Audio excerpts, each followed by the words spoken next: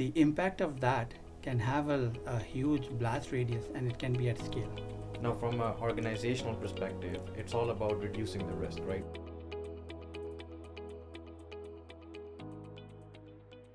Hello everyone, welcome to another episode of Inside the Mesh. I'm your host Talha Iqbal, and joining me today is a very special guest, Javed Ahmed, who's our CTO at Bell Cyber and the author behind the book Augmented Security Operations. Javed, welcome to the show.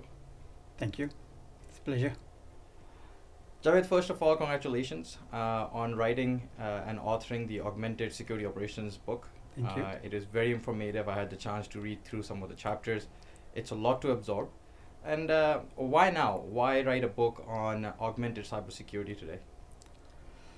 Well, we have implemented a SOC in our environment, and while I was implementing it, I went through some challenges, some very deep challenges and issues that I thought it would be nice to document it. So I started documenting my experience, the challenges that I was living, right? So then, along the way, I said, you know what? Let's expand on it and compile into a book that I can share with the community, right? So, with that thought in mind, I wrote this book because I thought that the security operations is at an inflection point, right? We have a lot of alerts coming in. We have attackers coming in from left, right, and center, right? At the same time, I felt that AI is now at a place where it can be very useful. It can give good results, okay, and it can be implemented in a safe, guardrailed manner. Okay. So why now, right?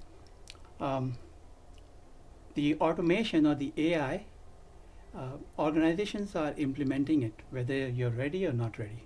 The organizations are implementing it, right? Some are seeing real gains. They're seeing faster triage, better experience, more consistency in dealing with those incidents, while others are just getting burned by the hype, the hallucinations, the toxicity, the data exposure risks, and the automation that makes the wrong decisions and is making the wrong decisions at a scale now. Okay. So this book is like my blueprint for the leaders on how to augment your security operations with AI, keeping in mind the guardrails, the measurable outcomes, and the control points, so that you basically improve on your speed without compromising trust. Okay. And again, this is not a futuristic stake anymore. Okay, this is happening right now, and this is what the teams and the tools here the teams are facing with. Now, I remember 10 to 15 years ago when I started my career as a SOC analyst. I remember that. A lot of things were manual, right? And I like how you said this is a blueprint for organizations that are adopting an AI first strategy, integrating that into their tool set.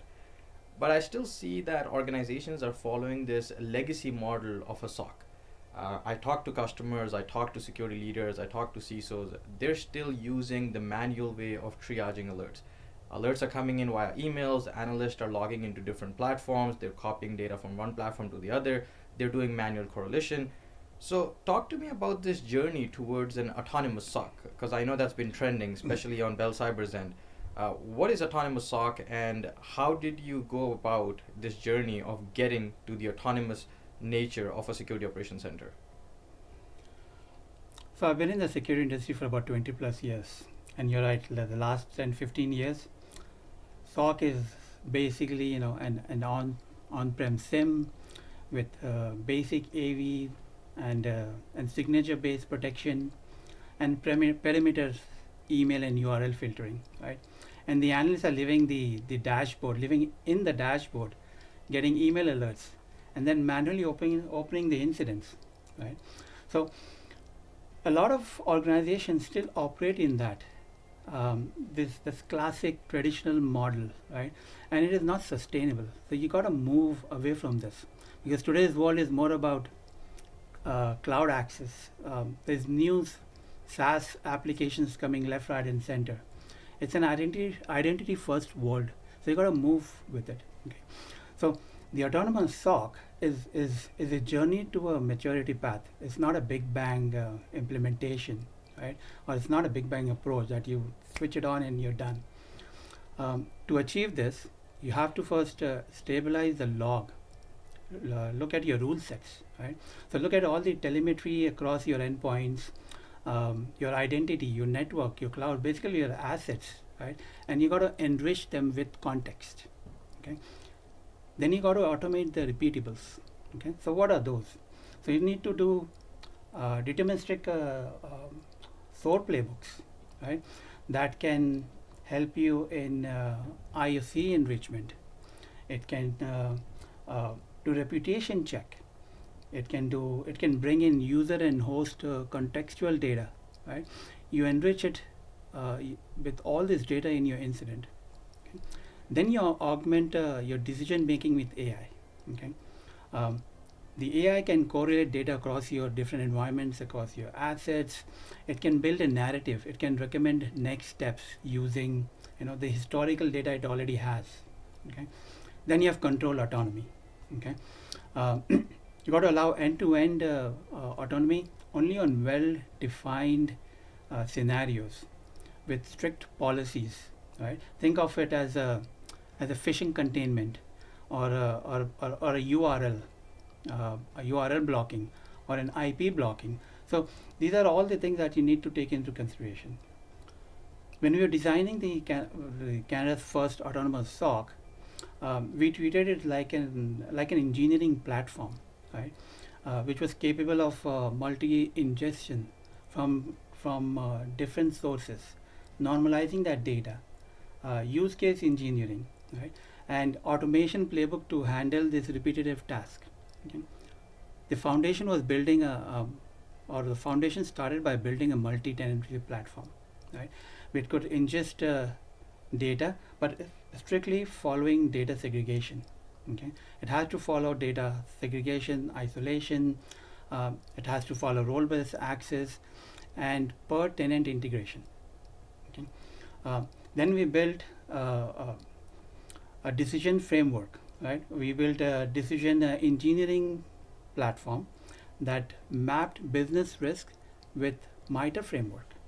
Okay, and to top it all, we built a standard onboarding model that is easy to adopt and repeatable. Okay, and you don't have to reinvent the process. So the process is there. Okay, then on top of this, the multi-tenant infrastructure that we built, we stacked AI. Or autonomy, right? We designed the AI framework to make decisions, to respond based on contextual and historical information, based on the confidence level, based on the severity rating. Okay. Then we added AI supervisor layer and the judge layer, okay, to further analyze the context of the data, the response, to deal with hallucination, to deal with toxicity, and speed up the investigation. Okay, and over time, it builds as it learns, it builds a narrative on the incident, right? And then when that happens, that's when you get a real, concise, summarized information about that incident. Okay, now once you have all this, you still cannot enable autonomy without guardrails. Okay. You have to enable guardrails, otherwise it's a big risk. Okay. And I see you talked about these guardrails in your book in quite a depth. I did, but that's not all of it. I had so much more to add to the security and guardrails of this that I thought I'll leave it for another book. So okay. you should expect a part two coming you out. should expect a part 2 that will be directly related to this book, but that will be talking specifically about the guardrails and the security, because that is very important. Okay, because you have to deal with privacy, you have to deal with security, right? You have to deal with evidences and audit trails.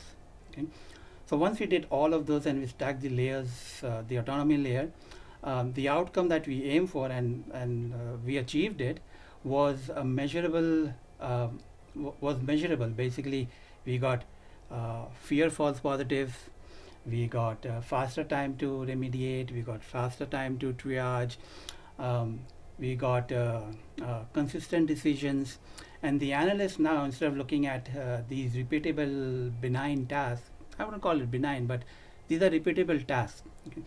The analysts are now more focused on more high impact incidents and more complex evidence and or complex incident. Okay. Now, one would argue that what you have defined, the journey to autonomous SOC, is more relevant for a service provider that is servicing multiple customers. They need a multi-tenant environment, they need automation to do more with less. And legacy SOC or traditional SOC models are failing, but one would argue that it's working for organizations internally. Would you say this journey to autonomous SOC support individual organizations or are more relevant for security service providers? You can, so this autonomous SOC is so now we have defined the framework. Right? That framework is now applicable to MSSP or service provider, or it's applicable to individual organizations. So we can build it on because the framework is already built. We can implement it. But the traditional SOC that you're talking about, okay, there are a lot of processes in this traditional SOC that do not scale. Right? You have to move away from the traditional SOC. In the traditional SOC, we are basically using analyst as a correlation engine. What do I mean by that? So the analysts are pivoting across different consoles, same EDR, IAM, cloud logs, and manually piecing this information together, okay, and correlating it manually. That's just not a good use of their time. Okay, we need to use them for more complex responses, more complex things. Okay, in traditional SOC, the alert volume is basically dictating your operating model. Okay, what it means is your SOC analysts are being, their performance is being judged by how many incidents they're working on, how many alerts they're closing on, okay, and how much time they've taken on an incident. Okay, which is not right. Okay, so you got to move away from this traditional model. Okay? So I guess the answer to that would be have the analyst conduct more in-depth threat hunting, have the analyst review and Yep. audit this existing security controls. So I like how you mentioned that the journey to autonomous SOC includes a mature understanding of what log data is important, having your defined use cases that map to MITRE ATT&CK, Mm-hmm. making sure that you have proper incident handling processes, you have relevant containment strategies built, and you have the right tool set all integrated into what you call a mesh architecture, right? Now, I understand that there are a lot of assumptions that organizations make when it comes to adopting AI or integrating AI to make decisions. They're still afraid of the old days where an automated use case will take down the network, right? Or an IPS signature Mm-hmm. blocked legitimate traffic and now the application is not performing. So, what are some of the dangerous myths or misconceptions you have seen organizations kind of lean towards or take it as if it's going to be a roadblock for them, right? So, what are some of those assumptions or some of those myths when it comes to integrating AI to support the autonomous SOC function? So there are two sides to this story. Okay. And I'll start with a fun one. During the Christmas New Year break, I was down south, and I was having this intelligent discussion with someone on how AI has impacted the operations. Okay. So they gave me a couple of examples, and then I realized that most organizations have just replaced Google search with AI. So instead of asking the questions to Google, now they're asking the same questions to AI. So that is not AI implementation, number one. Then you have on the other spectrum, where people think if you implement AI, okay, you're basically switching on a control and AI is functioning. Okay, that's not right. Okay, it's not a black box, right? That you switch on a control and it's gonna fix your SOC issues and take care of everything. In reality, AI can be wrong, can be very wrong, and with very high confidence. Okay, and with autonomy and security, okay, that the impact of that can have a huge blast radius, and it can be at scale. Okay, so though autonomous SOC, you know, you have to enable autonomy where it is required. It is safe. It delivers. Okay, and you have to, um, like I said, it's a journey. You can't do a big bang approach. You have to see all your incidents. You have to make sure the SIM is stabilized, the rules are working properly. You have to ensure all your guardrails are there, the approval gates are there, the you're doing full audits, right? You're collecting all the evidences. Okay, so AI basically should accelerate your context and decisions, not replace governance and accountability.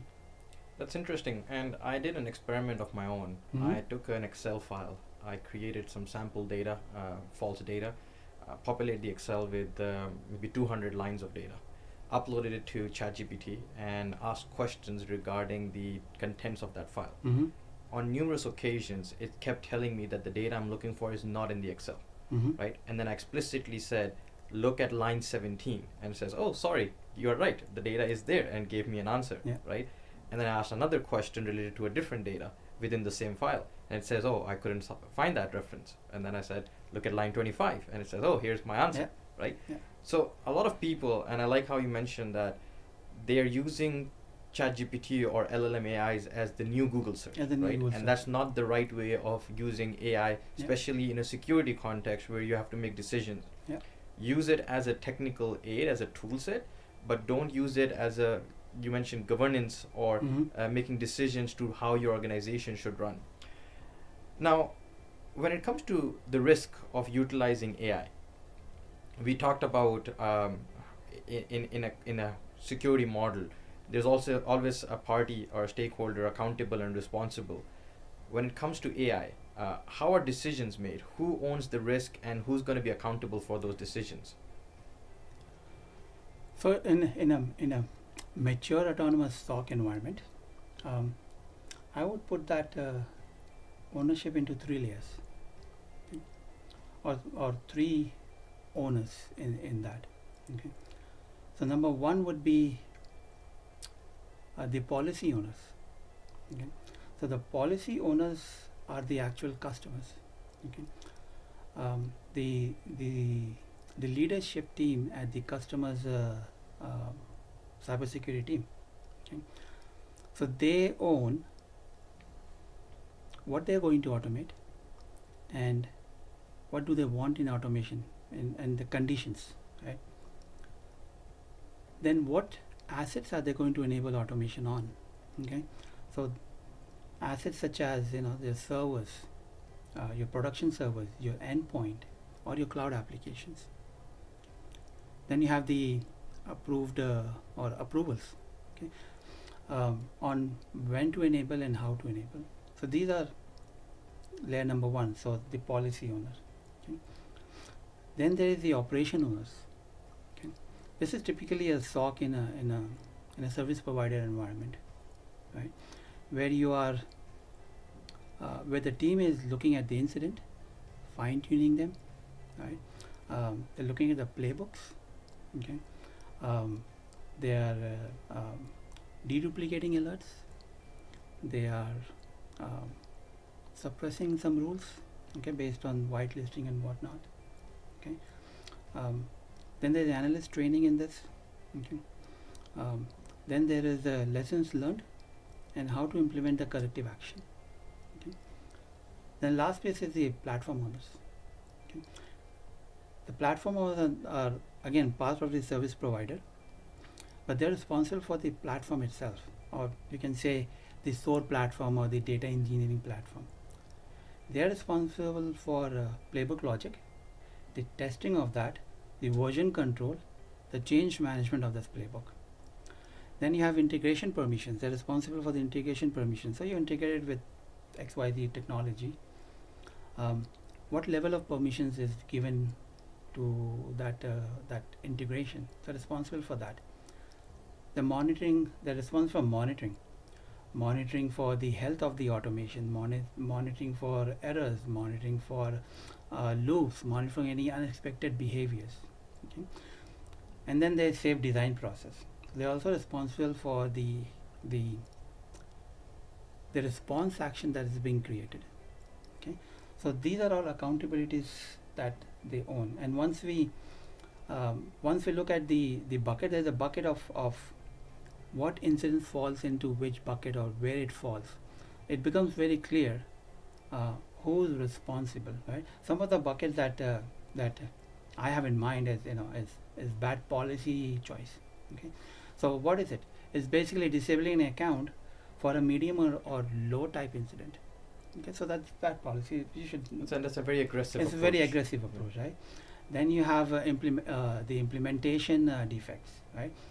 You block something, but you blocked it wrong. Okay. Then you have data quality.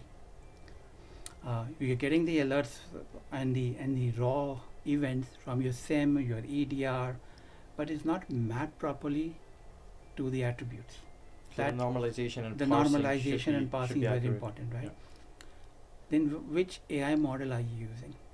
Okay, and are you taking the hallucination as the ultimate truth? Okay, so a lot of people are assuming that the answers that they're getting from the AI it's perfect. No, it's not perfect. Okay, there's a concept of hallucination. There's a concept of toxicity where the AI thinks it is right. The AI is biased.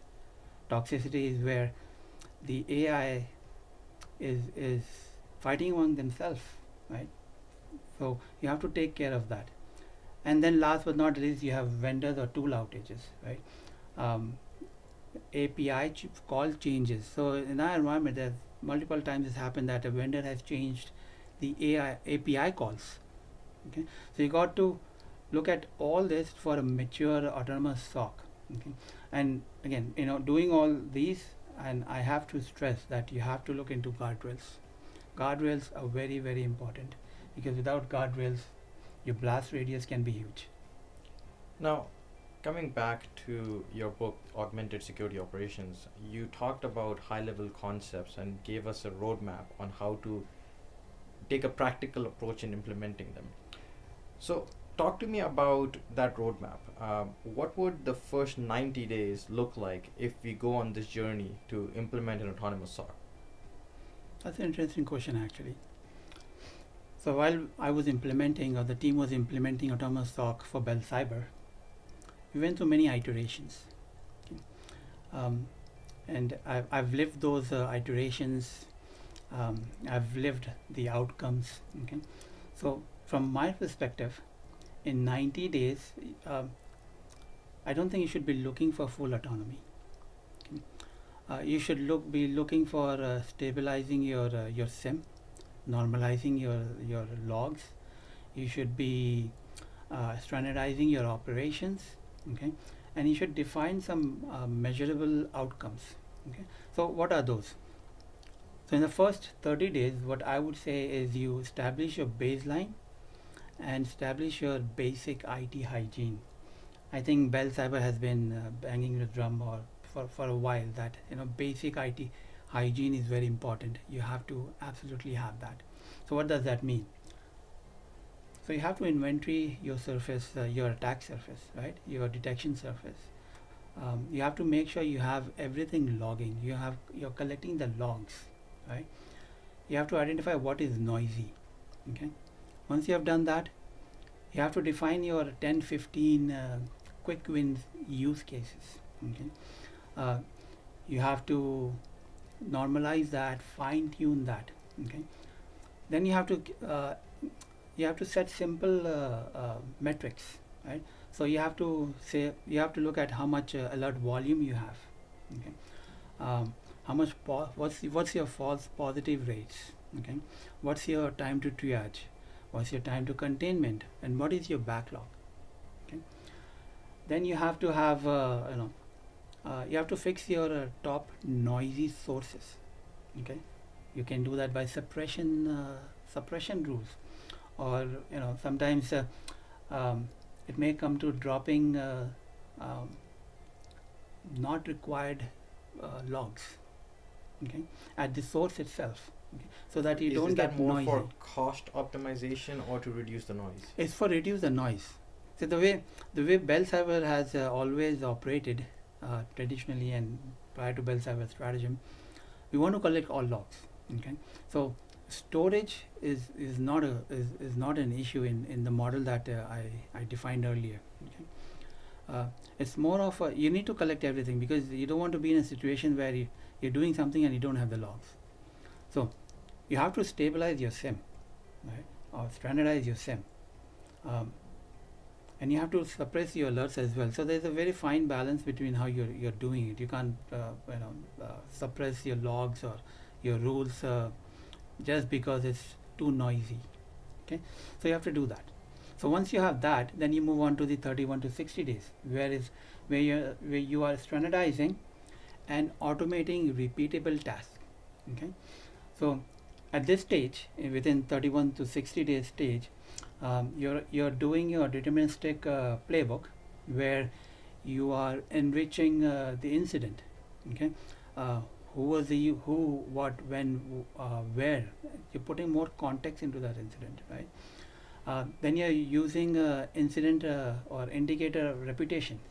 Okay, IOC reputations or URL reputations or domain reputations. Are you doing your reputation checks? Okay. Then you're doing incident creation. Remember, if in the traditional SOC I mentioned that the analysts are still opening the tickets manually. You can't be doing that in a modern SOC. Okay, so you're automating your incident creation, your evidence gathering, and updating the incidents with those evidences. Okay, and also keeping log of all the audits that you're doing. Okay, and then you're doing basic containment suggestions or recommendations. Okay, then the next step is 61 to 90 days. Okay, here's where you actually augment with AI, and you do controlled response. Okay, you introduce AI where it is safest and most valuable. Okay, so what are these spaces? So high volume, low severity, repeatable task. So you deal with this first. Okay, you let the AI summarize your incident, build a narrative, put it into the incident ticket. So when if the analyst is looking into it, they have the whole picture, not starting from scratch. Okay, then you're correlating or grouping your similar incidents together. Okay, and last, you're recommending the next step with clear evidence, and not because AI said so. Okay, so you're doing it very clear, very methodically. Okay, and you have already enabled your then you enable your like I said, low risk responses, higher confidence cases. For example, block an IP, block a URL, where the blast radius is very small. If an action is taken, the impact is very small. Okay, and then you establish your governance. Okay, you establish your RACI, you establish your change thresholds, your change control, your playbook, and very important, you do kill switches. Okay, so kill switches are nothing but if something goes wrong, you can immediately turn it off. Okay, now I must mention what you should not do in the 90 days. Okay, That'd be more interesting. yeah. So don't put AI in your high blast radius. So don't say, what, I'm going to flip a switch, it's going to take an action. Okay, that's a bad decision. Okay, and especially you don't want to do that in production environment. Okay, then you don't want to chase a full SIM stabilization. Okay, or you don't want to do a massive re-architecture of your environment. Okay, unless your ingestion, your normalization is stable and scalable and ready to go. Okay, you don't You don't automate your noisy unknown incident because you don't know what's the false positive rate, right? You don't know what is the evidence quality of it. So you basically leave that out of automations. Okay. And last but not the least, don't roll out auto closure and everything. Okay. I know we have done. So when we implemented the auto closure in phases. So initially we gave some keywords. Then the next phase was we took customers' feedback, customers' recommendations on what language the analyst uses for closure, what language the customer provides feedback for closure. We took that step. Okay. Then we added that to the closure playbooks. Okay. So you do that in a step by step, and there always has to be a sampling, quality assurance. Okay. So again, the rule of thumb is within 90 days you have to got quick wins. And what will give you quick wins? Noise reduction, okay, automation, enrichment, AI for summarization, and only introduce response for carefully scoped responses. So that's my 90 days. And once you have done that, and you know that you have the ROI, then you're ready for the next 90 to 180 days. I mean, it's easier said than done. It's easier said than obviously. You make it sound very easy, but it's a very complex. It's a very complex process, and at Bell Cyber, we have been at it. I know we have said this is a decade in the making, right? So the reason we are able to do this today is because we started 10 years ago, 12 years ago, on the principle of integration, on the principle of multi-tenancy, okay, on the principles of how to look at the incident, how to make sense of it. So does that mean that if an organization wants to implement autonomous SOC, it's going to take them a decade? Or do you think now the technology, the integrations have matured where they can achieve this sooner? What I mean by that is over the next 3 years, what does success, or how do you measure success over the next 3 years if you start on that journey today? So Bell Cyber has already developed the framework. Okay, so we have put in our 10 years of hard work. In the last 2 years, we have been playing with autonomous SOC. Okay, testing various models, various designs. Okay, so if it's our customers, they have that ready, already built, right? We have the infrastructure, the architecture that is built for this. Okay, now if somebody is implementing autonomous SOC and they want to see how has the SOC adopted AI? Okay, so in 3 years, okay, I'm thinking, okay, and this is me thinking out loud, and and it's just my opinion. Okay, so to see the value of autonomous SOC, you have to see what's your false positive rate. Okay, what is your time to triage? What is your time to containment? Okay, is there any backlog? Okay, and how's the true positive yield? Okay, so you got to look at this. Then you have to look at your analyst leverage. Okay, so now that you have done AI, you have implemented AI, autonomous SOC. Your AI is enrichment, enriching incident, correlating, summarizing, reporting. Your analyst should be more working towards threat hunting, complex incident response. Okay, and you have lower analyst burnout and attrition rates. Okay, so these are the telltales. Then you have reliable automation. Okay, you have implemented autonomy. Okay, and it is with scale, and it is scaling with low error rates. You have low fallback patterns. Okay, you have clear approval. You have clearly defined guardrails. Okay, and then talking about guardrails, we come to the governance. Okay, so you have to make sure your governance is real. Okay, it's evidence-based decision that your AI is making. You have full audit trails. You are in control of the model, the automation, the change control of your playbooks. Okay? and you are looking at your security and privacy guardrails. Okay? And last but not the least, there is a continuous learning loop, okay, or a feedback loop. So we implemented a human in the loop process. Okay, so every incident that comes, it feeds back into the incident learning process. Okay, the historical incidents, it learns from the historical incidents. Okay, so you have to put all of this into consideration. So if I see 3 years, I need to see all these metrics, all these guardrails implemented. Basically, in 3 years, your SOC need to prove that with data to the auditors and the stakeholders that AI was adopted well. There's a simple test, okay, and I usually tell myself it's a simple test. Might not be a simple test, but it's a simple test. Okay, so remove the AI and see how your SOC functions. If it collapses, that means you had a dependency. Okay, but if it does not collapse, that means your SOC is working as expected, maybe a little slower. Okay, but AI was doing what it should be doing, accelerating in a well-engineered operating model, and not replacing it. I think that's interesting. You say that without AI, if your SOC collapses, then there's too much dependency on that.